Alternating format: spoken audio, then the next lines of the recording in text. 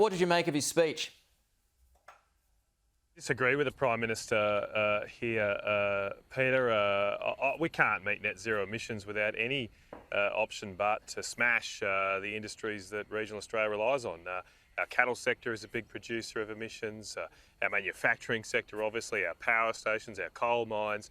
These things produce thousands of jobs, and they do require the emitting of carbon emissions. And so if we go to zero, we'll go to zero jobs. And I don't want to see that in regional Australia, and I don't think this is the right tactical strategy. I mean, effectively, this is like the 10-year-old kid trying to jump off his parents' roof thinking he's Superman.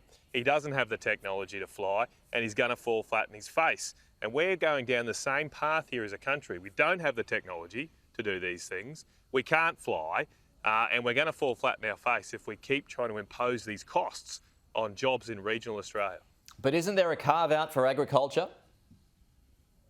Well, there won't be. If we go to net zero, if we've got to go to zero, well, I haven't seen such a carve-out, Peter, but if we go to net zero, that means zero. That means everybody.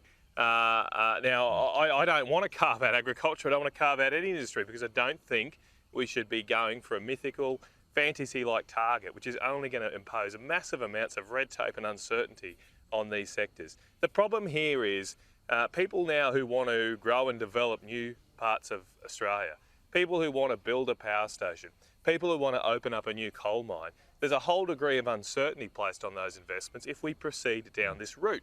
And the only winners of us going for net zero emissions here is China, because they're not going to do it. They're not going to sacrifice their own growth, their own development, their own industry. China will keep on emitting, as we've seen last year, despite their lip service to net zero emissions, and we'll be left behind. So, okay, yeah, you mentioned lip service. So what's it sort of pie in the sky stuff? And I'm assuming here it's not going to have your support. Well, I've consistently said this is not the platform I was elected on, and I don't want to see us smash regional Australia, smash regional industries with a target which is just not achievable. I mean, we've got to talk in facts and reality here. And the reality is we're seeing increasing aggression from China in our region. And our priority right now should not be putting more handbrakes on our own industrial development. It should be trying to bring back manufacturing to Australia. That should be our number one focus. Instead of a global deal. Sorry, Matt. I was just sorry to interrupt, but I was going to say he's getting, a lot of critics are about this morning, not just yourself, but other people as well.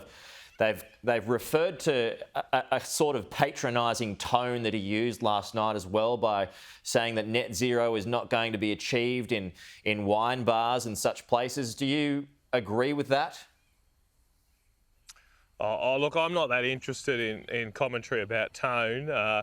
Look, I'm sure I'm as guilty as the next person as sometimes speaking in a frank way that can offend the snowflakes that seem to permeate our society right now. There you go, I've just done it again. So I'm not critical of that. I think, I welcome and applaud politicians who are frank with their language, and sometimes the directness does offend, but we're better off being upfront with people. And that's why I think particularly right now, where we've racked up $1 trillion in debt, we're facing risks of conflict in our region like we haven't seen for decades.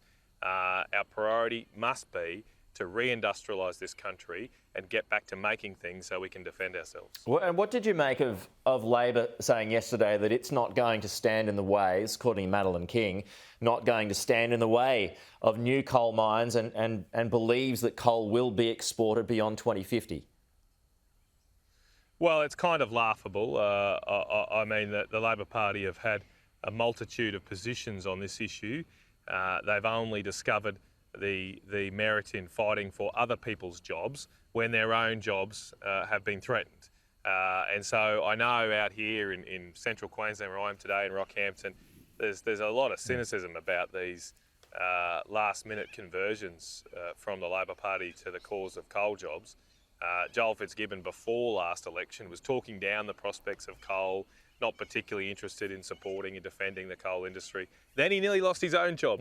He was happy for other people's jobs to be put at risk, and then he nearly lost his own job, and now apparently he's a convert. So, sort of give me some flexibility here to be a little bit cynical about these latest claims from Labor that defend jobs.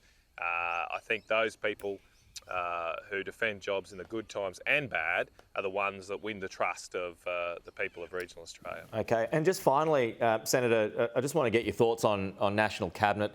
It's agreed in principle to speed up the rollout of vaccines for people aged over 50. Do you believe that can be achieved? What's your thoughts and your reaction to that?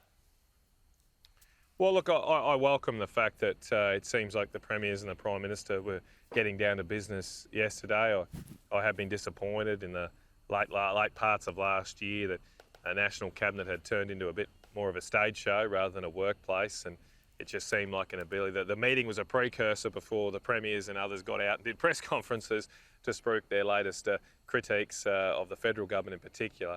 But it did seem like there was a renewed attitude of cooperation there yesterday, and hopefully that'll be the way forward here, because this is a logistical exercise. There's no need for it to be political or partisan. The problem is confidence has been shot, though.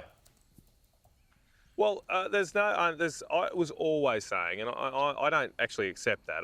I think the common sense of the Australian people understands the enormity of this task, and that hurdles and hiccups were almost inevitable, given the unprecedented nature of what we're trying to do. The key thing is not trying to remove completely those hurdles and hiccups, because they are going to happen. The key thing is that when we do confront those challenges, that we work together to fix them as soon, as timely as possible, and get the vaccine rolled out as quickly as we can. I'm confident we will do that with the trust and support of the Australian people, although it's not going to be a smooth ride. Yeah, OK. Senator Matt Canavan joining us from the banks of the Fitzroy River, it looks like, there in sunny Rockhampton this morning, and proudly representing the Beef Expo. Best time of the year up here. The Beef Expo 2021. I've covered a few of those in my time as a cadet. Get there, 2 weeks. All right, Matt Canavan, good to talk to you.